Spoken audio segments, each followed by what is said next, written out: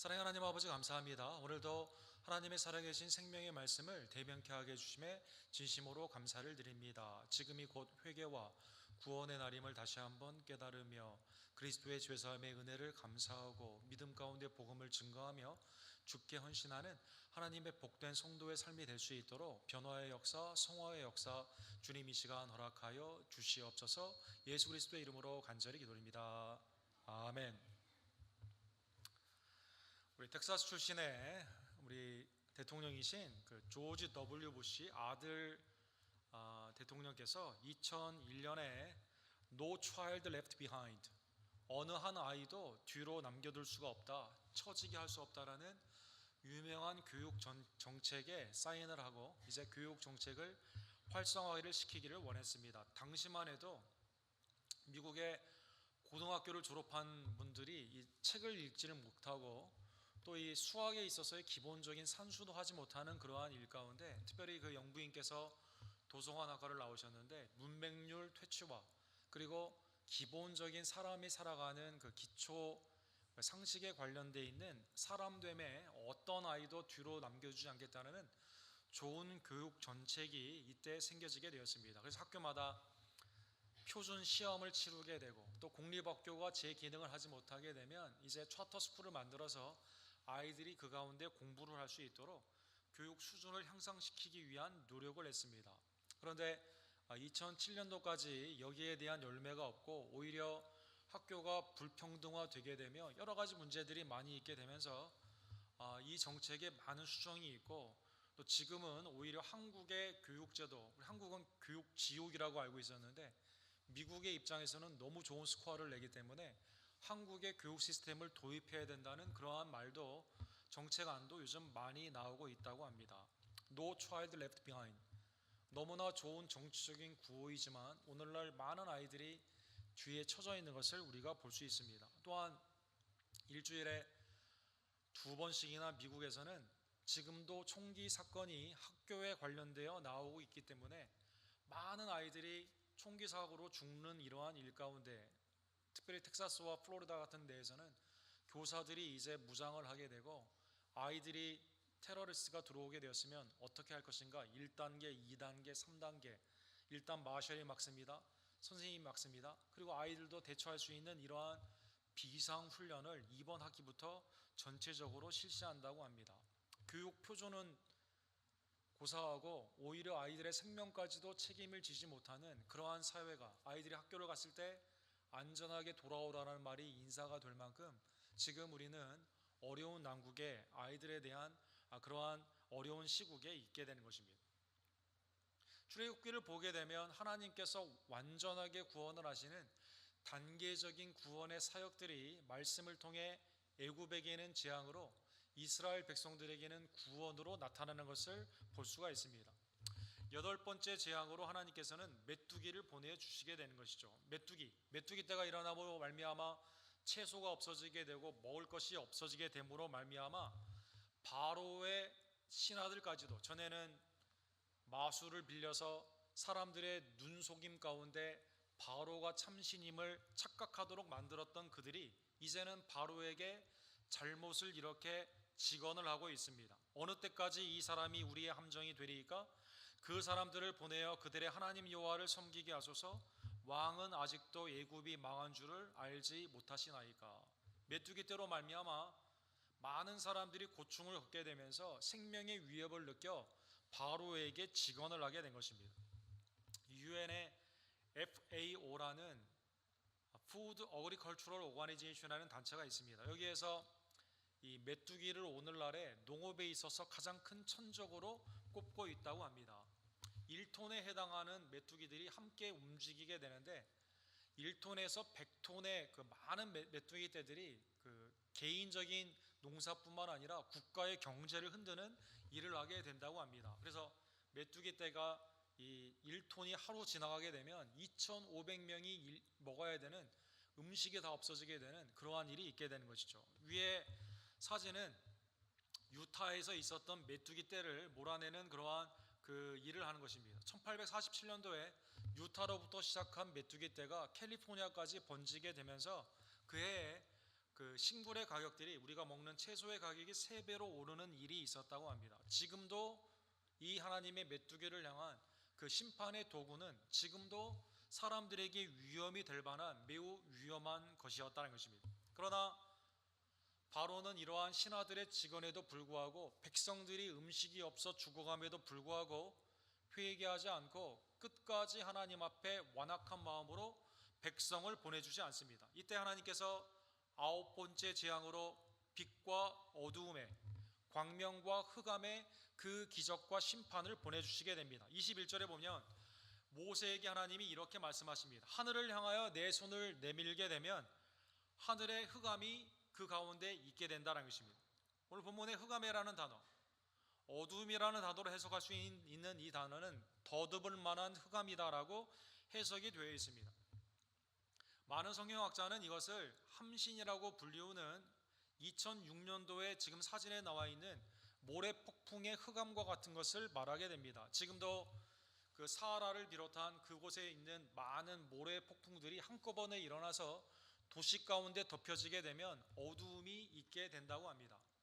그러나 함신, 이 모래 폭풍은 보통 하루 3시간에서 하루 정도가 맥시멈이라고 하는데 오늘 본문에 보면 하나님께서 무려 3일 동안 이 어두움과 빛으로 말미암아 애굽에는 어두움이 있습니다. 그러나 고센 땅을 비롯한 이스라엘에 있는 자녀 가운데는 빛으로 하나님이 역사하여 주시게 된 것입니다. 즉 분별의 하나님의 심판과 그 구원 가운데 자연 그 환경으로는 전혀 생각할 수 없는 한쪽에는 완전한 어두움과 한쪽에는 완전한 광명으로 하나님이 나누어 주시게 된 것입니다. 22절과 23절에 보면 모세에게 자체의 능력이 있는 것이 아니라 모세의 손의 능력이 아닌 하나님의 능력을 의지하는 모세가 손을 뻗게 되었을 때 하나님께서 이 광명과 흑암으로 완전히 나누어 주시게 됩니다. 사실 9번째 이 광명과 흑암은 사람들에게 있어서는 야 어두운데 좀 참지 뭐 불을 켜지라고 할 수 있겠지만 굉장히 큰 의미가 있습니다. 왜 그러냐면 바로가 태양의 아들로 불리우게 되는 태양의 신 라라는 태양의 신 아텐이라고 하는 태양의 신을 받아 자기가 태양의 아들로 자처하며 백성들에게 빛을 주는 광명의 신으로 자처했기 때문인 것입니다. 여러분 피라미드의 구조를 보게 되면 위에 구멍이 뚫려 있어서 빛이 그 각도에 따라 이게 비추게 되는 그 자리로 묘자들이 그 미라들이 있다고 하지 않습니까? 그만큼 그 바로에 있어서 빛은 매우 중요한 것이었습니다. 사람들은 나에게 빛을 주는 자가 누구냐? 생명을 주는 자가 누구냐? 나의 밭에 광명을 주어 먹고 살게 하는 그 신이 누구냐? 다 바로다라고 생각을 한 것입니다. 태양의 아들 그가 빛을 받고 우리에게 빛을 줌으로 말미암아 우리가 살 수 있다라고 생각하는 그 우상을 하나님은 이 기적 광명과 흑암의 기적을 통해 분별함으로 말미암아 하나님만이 유일한 신 살아계신 하나님 생명 가운데 공급해 주시는 하나님 빛 가운데 역사해 주시는 그 하나님임을 만방에 드러내어 보내주시게 된 것입니다. 사랑하는 성도 여러분 창세기 1장 3절과 4절에 보면 혼돈과 흑암 가운데 있었을 때 하나님은 빛으로 말미암아 생명의 역사를 시작하여 주십니다. 빛이 있으라 하시니 빛이 있었고 빛이 하나님이 보시기에 좋았더라. 하나님이 빛과 어둠을 나누셨다라고 되어 있습니다. 그러기에 빛의 역사는 생명의 역사이고 동시에 어두움 가운데서도 하나님은 주권 가운데 그들을 다스려 주시게 되는 것입니다. 이사야 45장 7절에 보면 나는 빛도 짓고 어둠도 창조하며 나는 평안도 짓고 환난도 창조하리니 나는 여호와라 이 모든 일들을 행하는 자니라 하여노라. 세상의 모든 만물을 하나님의 뜻 가운데 창조하시고 생사화복을 지금도 주관하여 주시며 우리의 안고 섬을 합니다. 나라의 주권에 세우기도 하시고 폐하기도 하십니다. 시간과 역사를 주관하시는 하나님이 모든 그를 경외하는 자에게는 빛의 생명의 역사로 그러나 그의 은혜를 무시하고 영접하지 않는 자에게는 심판의 역사로 지금도 운영하여 주시게 된다는 것입니다. 사랑하는 성도 여러분 이 빛의 어두움의 하나님의 심판과 구원을 통해 바로의 헛됨 바로의 거짓됨이 세상 가운데 만방에 드러나게 되었습니다. 알고 보니 태양의 아들이 아니라 어둠이었구만. 하나님의 빛의 역사를 통해 아무것도 하지 못하는 헛된 우상이었구만. 이러한 것을 백성들이 깨닫게 되게 되는 것이죠. 바로는 9번째 재앙이 되고서야 드디어 이스라엘 백성들을 놓아주기를 원합니다. 24절에 보면 바로가 모세를 불러서 이르되 너희는 가서 여호와를 섬기되 너희의 양과 소는 머물러 두고 너희 어린 것들은 너희와 함께 갈지니라. 사랑하는 성도 여러분, 얼핏 보면 이것은 타협, 딜 메이킹을 하는 것 가운데 상당히 많이 양보한 것처럼 보입니다. 세상의 모든 컨트랙, 계약을 보게 되면 양쪽을 만족시키잖아요. 당신이 이만큼 양보하면 나는 이만큼 하겠다. 중간 지점에서 하는 것처럼 양보한 것처럼 보인다는 것입니다. 모세의 입장에서도 오케이, 이 정도면 됐다, 가자라고 할 수 있을 것입니다. 그러나 사탄을 상징하는 바로는 이스라엘의 전체가 아닌 부분만을 허용하게 되는, 나의 삶의 전체가 아닌 부분만을 하나님께 드리기를 원하는 사탄의 미혹의 방법을 우리에게 알려주고 있는 것입니다. 예를 들면 그의 미혹의 시작은 하나님의 재앙 가운데 개구리의 재앙 후에 8장에 보면 25절에 이렇게 말합니다. 오케이, 가라. 그 대신에 이 땅에서 너희는 예배하라 라고 말해 주게 되는 것이죠. 예배는 하지만 이 땅에서 하라는 것입니다. 하나님의 재앙이 계속되게 되었을 때 28장에 보게 되면 이제 독종이 생기게 되고 사람들이 죽어가는 것 가운데 오케이, 그러면 가라. 그 대신에는 멀리 가지 말라라고 말해 주는 것이죠. 처음에는 가지 말라 했어요. 그런데 가긴 가도 여기서 예배를 드리라고 했습니다. 그 다음에는 빨리 돌아올 수 있도록 단거리에서 너희가 갔다 오라라고 한 것입니다. 그리고 10장 10절에 보면 메뚜기의 재앙 후에는 뭐라고 말합니까? 아이들을 데리고 가지 말라는 것입니다. 아이들을 데리고 가지 말라. 아이들을 데리고 가는 것이 나쁜 것이기 때문이다라고 말해 줍니다. 여기 히브리 단어에 독특한 단어가 나와 있는데 아이들은 부담스러운 존재다, 그런 뜻이 있습니다, 여러분. 그래서 광야에 나가서 예배를 드리려면 아이들이 거추장스러우니까 데리고 가지 말라는 것입니다. 바로의 이 의견에 동의하는 어머니 아버님들 계신가요? 네. 동의하면 상당히 곤란합니다. 아이들을 거추장한 존재로 나의 삶에 아유 내가 어쩌다가 아이를 낳았나 이렇게 생각하면 안 돼요, 여러분. 그건 사탄이 주는 생각입니다. 하나님께 예배를 드리는데요, 애들은 놓고 가라는 것입니다. 그럼 애들 놓고 가면 어떻게 되겠어요? 부모님의 사랑 가운데 다시 금방 돌아오게 되겠죠. 사탄이 아주 교묘하게 하나님께 예배를 드리되 아이들은 그냥 이곳에서 잘 장성할 수 있도록 놓아라는 것입니다. 그리고 24절에 보면 오케이, 그러면 아이들도 데려가되 가축은 놓고 가라라고 말하게 되는 것입니다. 완전히 미혹 가운데 조금씩 양보하는 것 같지만 궁극적인 핵심은 무엇입니까?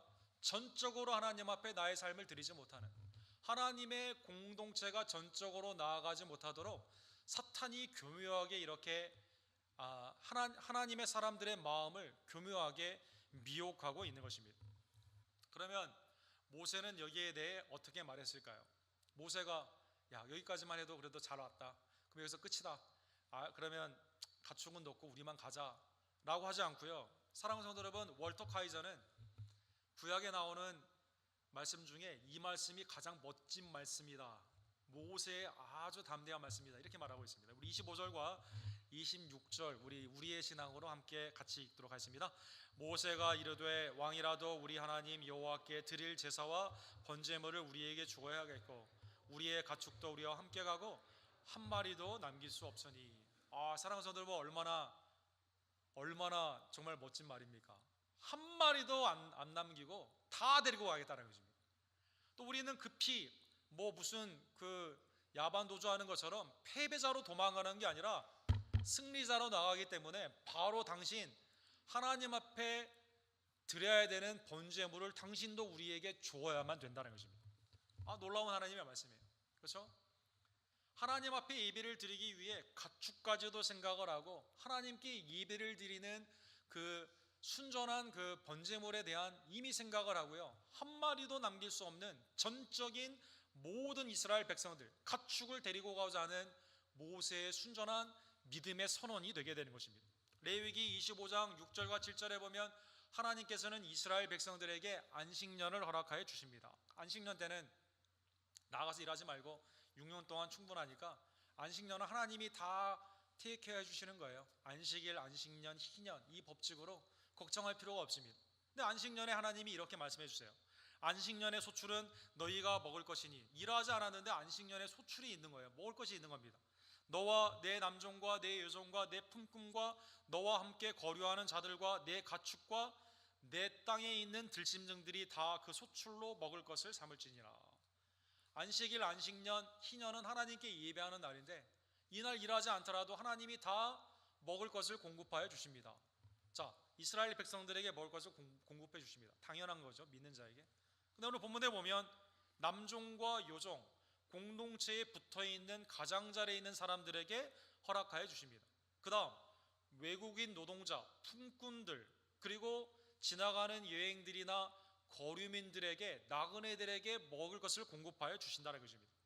하나님의 형상과 모양으로 창조된 모든 이스라엘 공동체에 속해 있는 자들이 먹고 살 수 있도록 해주신다는 것입니다. 그 다음에 중요한 것이 내 가축을 먹여주십니다. 그런데 심지어 들짐승까지도 하나님은 생각하시며 먹을 것을 허락하여 주신다는 것입니다.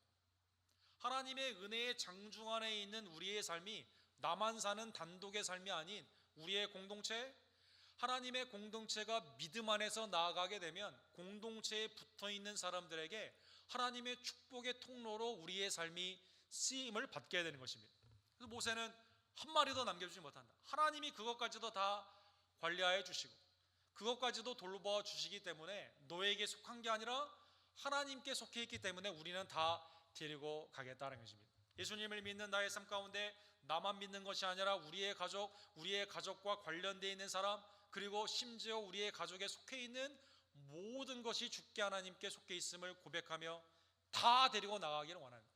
전적으로 주님의 소유가 되는 담대한 선포가, 모세의 이 선포가 여러분과 저의 선포가 되기를 간절히 원합니다. 사랑하는 성도 여러분, 주님 안에서 모세가 얼마나 아름답게 변화되고 있습니까?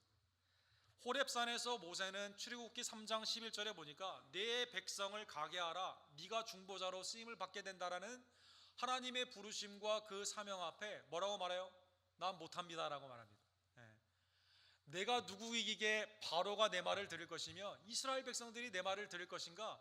마음에 굉장히 낮은 자존감, 그렇죠? 자기 자신을 굉장히 낮게 보고 있는 거예요. 하나님의 능력조차도 자기의 낮은 자존감으로 보기 때문에 내가 못하면 하나님도 못한다고 생각하고 있는 것입니다. 그러나 출애굽기 14장에 보면 이 하나님의 성화의 역사 가운데 그의 믿음이 자라나게 됩니다. 점점 담대해지게 됩니다. 바로 앞에 입술이 둔한 자라고 혀가 둔한 자라고 말했던 그가 담대히 선포를 하며 사람들이 홍해의 그 경랑 속에서 뒤에 쫓아오는 그 애굽에 있는 군대를 향해 불안에 떨고 있을 때 모세가 이렇게 말을 합니다. 너희는 두려워하지 말고 가만히 있어서 여호와께서 오늘 너희를 위하여 행하시는 구원을 보라. 너희가 오늘 본 애굽 사람을 영원히 다시 보지 못하리라. 믿음의 초신자의 삶 가운데서 이제는 믿음의 성숙함 가운데 어떠한 것에도 마음이 흔들리지 않습니다. 살아계신 하나님의 능력과 하나님의 놀라우신 자비와 긍휼의 택하심을 의심하지 않습니다. 어떠한 것도 두려워하지 않고 담대히 하나님의 구원하심을 보라고 담대히 선포하는 모세의 성숙함. 여러분과 저의 신앙 가운데서도 낮은 자존감에서 피동적이고 수동적이고 못한다고 하는 그러한 뒤로 물러가는 신앙이 아니라 하나님의 은혜를 바라보며 믿음 가운데 전진하고 세상을 더 이상 두려워하지 않는 하나님의 백성들이 되기를 주님 이름으로 간절히 축원합니다. 하나님께서 이제 바로에게 마지막 경고를 주시죠. 바로에게 마지막 경고, 나는 너를 다시 보지 못하리라. 바로가 경고했는데 그 말씀을 그대로 봐라. 모세가 경고한 것입니다. 모세가 이르되 당신이 말씀하신 대로 내가 다시는 당신의 얼굴을 보지 아니하리라. 하나님의 구원의 심판의 마지막 경고는 구원의 마지막 기회로 바로에게 오게 된 것입니다. 이때라도 9번째 재앙이 있었다 하더라도 이때 마음을 고쳐먹고 하나님 앞에 믿음으로 나아가게 되면 십자가의 강도가 예수님을 영접하게 되었을 때 구원받게 되는 것처럼 이 사람에게는 구원이 임하게 되는 것입니다. 그러나 강팍한 인생, 하나님의 은혜, 혹독하게 그 심판과 은혜를 경험했음에도 불구하고 끝까지 부인하는 자에게는 영원한 영벌의 심판이 그 가운데 나타나게 된 것입니다. 바로의 인생 얼마나 불행한 인생입니까? 자기의 장자가 죽었음에도 불구하고 이스라엘의 하나님의 그 은혜를 바라보며 그 구원의 역사를 알았음에도 불구하고 스스로 홍해 가운데 달려가게 되는, 사망의 바다 가운데 자초하는 그 인생 가운데 그는 마지막 기회를 놓치게 된 것입니다. 자, 오늘 본문의 말씀을 다시 한번 깨달으며 여러분과 저도 흑암 가운데 헤매던 인생, 갈 길을 알지 못해 나의 종욕 가운데 사망의 바다로 달려가던 우리의 인생 가운데 빛 되신 예수 그리스도가 우리에게 오심으로 말미암아 하나님의 구원의 빛을 밝혀주셨음에 감사하는 여러분과 제가 되기를 간절히 원합니다.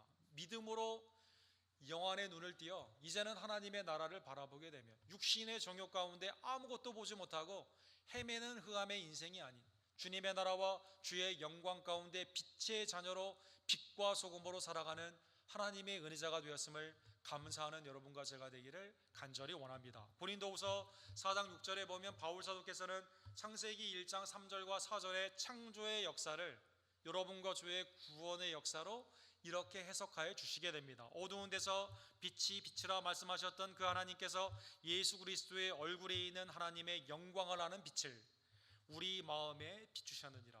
사랑하는 성도 여러분, 모세가 40일 동안 시내산에서 하나님과 교제한 후에 내려오게 되었을 때 하나님과 교제한 후에 영광의 빛이 얼굴에 있게 되죠. 백성들이 보지 못해요. 자기의 죄 가운데는 영광의 빛을 보지 못하는 겁니다. 수건을 쓰고 모세가 말을 했습니다.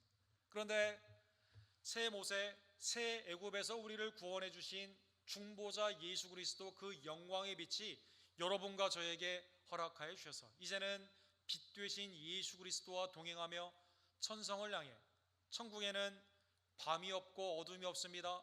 오직 예수 그리스도가 빛 되신 그 천국을 향해 달려가는 하나님의 빛의 인생이 되었음을 감사하는 여러분과 제가 되기를 간절히 원합니다. 또 감사할 것은 오늘 본문에 보면 한 마리도 남겨놓지 않고 구원하시는 하나님이요, 믿는 여러분과 저를 완전하게 구원하시는 하나님의 놀라운 완전한 구원에 감사하는 여러분과 제가 되기를 간절히 원합니다. 여러분, 성화도 많이 그렸고 철학적으로 영국에서 영향력이 있었던 윌리엄 브레이크라는 사람이 있어요. 이 사람이 왜곡된 신학 가운데 천국과 지옥의 결혼이라는 유명한 에세이를 씁니다. 영국에 있는 불신자들이 열광을 합니다. 내용은 이렇습니다. 우리가 예수님을 믿지 않았다 하더라도 지옥에 가지만 사랑의 하나님은 결국 지옥에 있는 우리들과 천국에 있는 신자들을 합하여 같이 살게 하신다는 것입니다. 사랑하는 성도 여러분, 얼마나 매력적입니까? 불신자들에게는 결국 나도 천국에 간다는 겁니다.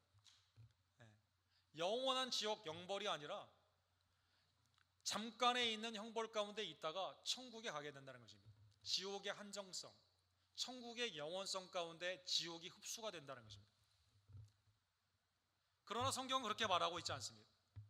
천국과 지옥은요 하나가 되지 않습니다. C.S. 루이스는 그래서 이것을 Great Divorce, 위대한 이혼이다라고 말하고 있습니다.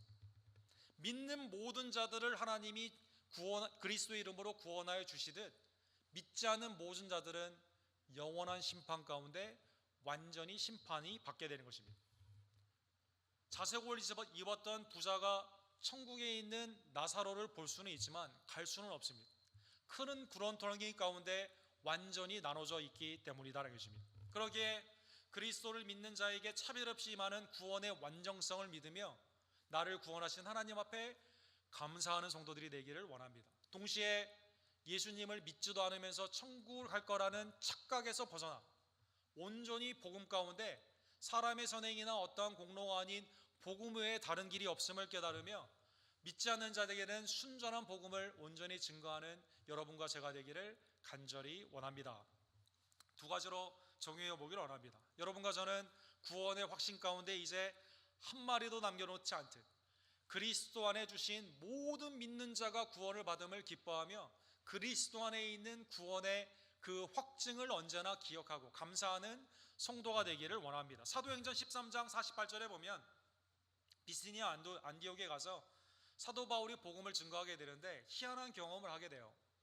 유대인들, 구약의 메시아의 약속을 받았던 유대인들에게 메시아의 주님을 증거하게 되니까 예수님을 영접하지 않아요. 그런데 구약도 모르던 이방인들이 세상의 우상과 음행 가운데 있었던 자들이요, 예수님의 복음을 믿고 영접하게 되는 것입니다. 근데 이 말씀을 사도행전 성령의 영감 가운데 누가가 이렇게 표현을 합니다. 이방인들이 듣고 기뻐하여 하나님의 말씀을 찬송하며 영생을 주기로 작정된 자는 다 믿더라. 그렇습니다. 우리의 구원의 확신은 나 자신에 있는 것이 아닙니다. 창세전에 나를 택하여 주신 작정하신 하나님, 역사적으로 십자가에서 하나님이 나를 향한 그 사랑을 십자가의 사건으로 보증해 주신 예수 그리스도, 성령 하나님의 내재적인 은혜 가운데 믿음의 은사를 주시고 하나님의 구원의 놀라운 은혜에 감사하는 성령 가운데 우리의 구원의 확증이 있는 것입니다. 요한일서 5장 11절과 12절에 보면 또 증거는 확증이다라고, 확신이라고 같이 번역될 수 있는 이 단어 가운데, 이것이니 하나님이 우리에게 영생을 주신 것과 이 생명이 그의 아들 안에 있는 그것이니라. 아들이 있는 자에게 생명이 있고 하나님의 아들이 없는 자에게는 생명이 없느니라. 주의 은혜 가운데 하나님이 우리에게 주신 예수 그리스도를 믿는 자에게 영생이 있는 이 구원의 확신 가운데 여러분과 제가 불안해하지 않고, 내가 구원받은지 어떻게 알아? 죽어봐야 알지, 그때 가야 알지, 잘못된 이러한 비성경적인 말을 하지 않고, 그렇죠? 나의 감정 가운데 믿음이 흔들리게 되며 구원의 확신이 흔들리는 그러한 삶이 아니라, 냄비 신앙이라고 하죠. 그런 게 아니라, 미국은 그 핫 샤워 신드롬이라고 하더라고요. 여러분, 샤워를 켜게 되면 뜨거운 물이 안 나오니까 더 뜨겁게 하고 팍 틀었는데 또 뜨겁게 나와요. 그 너무 뜨거워요. 또 줄였어요. 그리고 또 줄여지게 돼요. 뜨거워졌다, 차가워졌다. 그러한 신앙이 아니라, 나를 위해 하나님의 놀라우신 구원의 은혜가 나에게 임하였음을 감사하며 믿음의 주요 온전케 하시는 그리스도를 바라보며 나아가는 확증의 성도들이 되기를 간절히 원합니다. 두 번째로, 구원의 확신이 있기에 이제 사나 죽으나 하나님의 은혜 가운데 나를 구원하신 하나님, 나의 삶의 전부분을 구원하신 하나님 앞에 나의 삶의 전부를 드리는 하나님의 헌신의 성도들이 되기를 간절히 원합니다. 구원의 확신은 감사의 응답 가운데, 바울사도가 말한 것처럼 사나 죽으나 이제는 사랑 가운데 역사하는 믿음으로 나아가게 되는 것처럼, 로마서 12장 1절에 있는 것처럼 하나님이 기뻐 받으시는 영적 예배가 뭐냐? 나의 삶을 주님께 드리는 거룩한 헌신임을 깨달으며 구원의 확신으로 헌신하는 하나님의 백성들 되기를 간절히 원합니다. 바울 사도가 고린도전서 15장에 보면 영생의 부활, 그렇죠? 썩지 아니하고 영광스러운 신령한 몸의 부활을 설명을 하시면서 난데없이 31절에 이렇게 말씀하여 주십니다. 형제들아, 내가 예수 그리스도 우리 주 안에 가진 바 너희에 대한 나의 자랑을 두고 당하오니 나는 날마다 죽노라. 오케이? 부활에 대해서 말씀하시면서요, 부활의 확증에 대해서 말씀하시면서 성도에게 자랑을 하는데, 나는 날마다 사노라 이렇게 말하지 않고요, 나는 날마다 죽노라 이렇게 말하고 있는 것입니다. 이 뜻은 무엇입니까? 죽음까지도 두려워하지 않고, 정욕의 인생, 나의 삶 가운데 있는 죄성 가운데 언제나 죽으며 부활의 영광을 바라보며 믿음 가운데 산다라는 그러한 반어법의 말씀인 것입니다. 이 말씀처럼 여러분과 제가 나의 삶 가운데 구원을 주시기 위해 십자가를 지신 예수 그리스도, 부활하신 예수 그리스도를 늘 감사하며 정욕, 죄 가운데는 죽고, 그러나 하나님의 의와 하나님의 생명의 부활의 능력 가운데는 다시 사는 하나님의 백성들 되기를 간절히 원합니다. 한 마리도 남겨놓을 수 없노라. 나의 생애 전적인 모든 소유가 그리스도의 구원의 은총을 받았음을 깨달으며 주께 진심으로 온전히 헌신하는 구원의 확신이 있는 성도들이 되기를 주님의 이름으로 간절히 축원합니다. 기도합시다. 사랑하는 하나님 아버지, 감사합니다. 오늘 말씀을 통해 이스라엘의 모든 식구들, 심지어 가축까지도 한 마리도 남겨놓지 않고 구원하시는 하나님의 은혜의 말씀을 보았습니다. 선한 목자 예수 그리스도께서 우리에게 생명을 주시고자 그의 생명을 내어주시고 아들에게 주신 하나님의 자녀들을 한 사람도 빼앗기지 않는다고 약속하여 주셨습니다. 그리고 주님께서는 우리의 구원의 확정을 위해 창세전에 우리의 구원을 작정하여 주시고 역사 가운데 그리스도의 십자가로 보증하여 주시며 성령 안에서 인쳐 주심으로 말미암아 매일의 삶 가운데 믿음의 은혜로 주님을 바라보며 하나님을 기쁘시게 하는 성도의 삶을 살게 하여 주심에 진심으로 감사를 드립니다. 하나님, 구원의 확신 가운데 나의 삶의 전 영역에서 하나님의 은혜가 나타나기를 원하오니 매일의 삶 가운데 감사와 헌신이 넘치는 하나님이 보시기에 연락하는 거룩한 산세물의 영적 예배자들이 될 수 있도록 주여 역사하여 주시옵소서. 우리 언덕교회에 있는 한 사람이라도 빠지지 않고 그리스도의 은혜의 구원 앞에 감사하며 구원의 확신으로 주님 앞에 쓰임받기를 간절히 원하며 한 사람이라도 비헌신자가 없고 주님 앞에 모든 삶을 드리는 구원의 확증에 감사하는 헌신자들이 될 수 있도록 주님 이 시간 은혜를 더하여 주시옵소서. 오직 예수, 오직 그 구원을 증거하는 하나님의 순결한 성도들이 되기를 간절히 원하오며 지금도 살아 역사하시는 우리의 영원한 중보자 유일한 구원주 예수 그리스도의 이름으로 간절히 기도드립니다.